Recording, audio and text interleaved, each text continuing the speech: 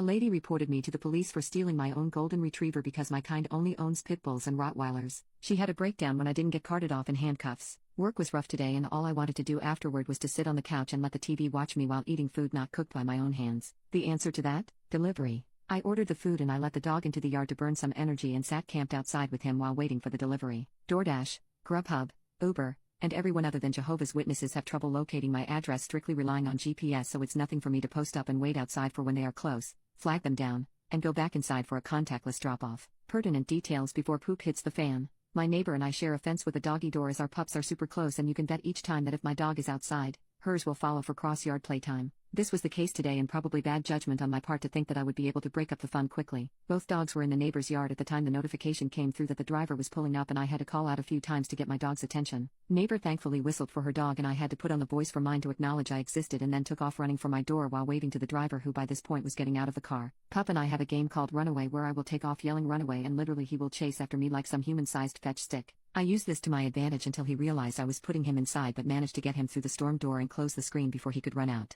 Then realized that I'd left the gate locked like an idiot with the driver standing right outside by this point. I didn't have a mask on at this point and neither did she, so I yelled from the porch that she could leave the food by the mailbox, and that is where the fun started. "Is that your dog?" My bullshot meter didn't go off. I thought she was asking a question with an obvious answer because duh, she was a dog person, so I engaged with dog owner gushiness. "Yes, blah, blah, blah. His name is Pen. Wanna say hi? I'll be nice because you brought my food." But she just stood there awkwardly for a moment, put the food down, and quickly jumped back into her car. In my mind I was like, okay, weird but whatever. Snatched the food and went back inside. Went to wash my hands, and from the kitchen window, I could see the full street where she was still parked outside, thinking okay, weird, again, but didn't dwell on it too much, figuring that she was looking at the route to her next location. I went about my business of preparing to destroy my meal. A few minutes later, the dog begins barking manically at the door. I take a glance at the cameras and realize she is still out front, parked directly in front of my mailbox.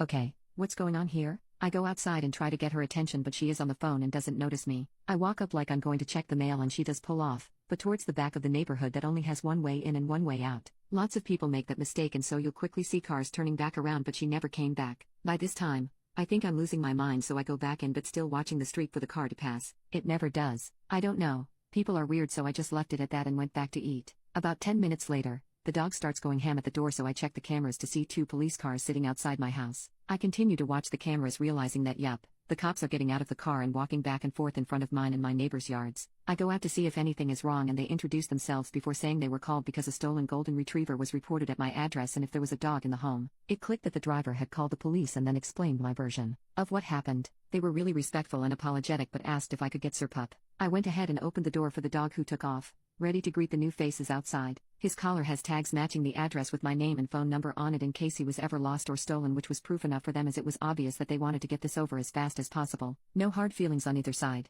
We were all walking away when the driver's car slowly came creeping from the back of the neighborhood. I yelled out to them that the lady was right there, and they positioned themselves in front of her car in a way she would have to stop and speak with them. I don't know if this lady was drunk or off her meds, but she rolled down the window and was literally sobbing hysterically that she saw me take the dog from the neighbor's yard, that animals get no justice, and the icing on the cake, my kind only owns pit bulls and Rottweilers. There was no way he was mine and needed to be protected. I honestly did not want to deal with that mess, so sorry guys, this isn't a tale of revenge. I went back inside and stayed the F on my couch. My day was already crappy. Everyone left a few minutes after that, so I assume she got a warning. However, I did report the incident to the delivery service and was offered credits towards my next meal. I splurged that on a bakery, and now I'm currently effing up a slice of carrot cake. Grateful it didn't end worse. Update: taking the sound advice to keep a close eye on the dog when he goes out. We'll also share with neighbors just in case. My husband did agree with many of you to seek further action against the delivery driver, but I'm pretty torn on whether to do so. Things are hard out here for all of us, including the less savory members of our community, but I will take the day to think on the next steps.